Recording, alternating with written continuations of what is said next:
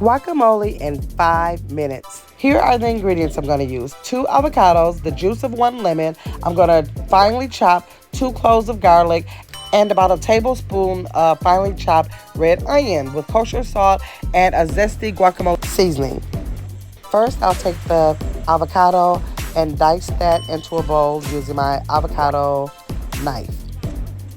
When I cross-cut it like this, it makes it easy to fall right out of the shell.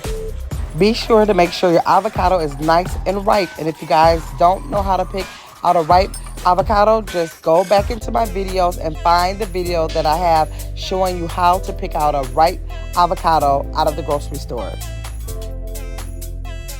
And here I am just cutting up that second avocado. I like using my avocado knife because it actually has this little blade in the middle of it that makes it very easy to get that seed right out of the middle. And there we go. We have 2 avocados diced in the bowl.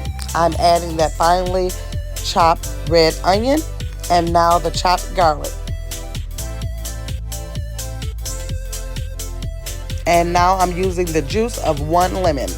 Actually, Chipotle is my favorite place to get my guacamole, and they use lemon in their guacamole. And now to add the kosher salt. I do not use table salt. It's much too fine for guacamole. So kosher salt is a much more coarse salt, so I use kosher salt. And I'm also adding that zesty guacamole seasoning.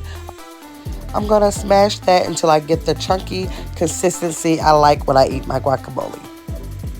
Voila! And there you go. Guacamole in 5 minutes. Like, share, and if you haven't already, go on over to Grandma's World and subscribe.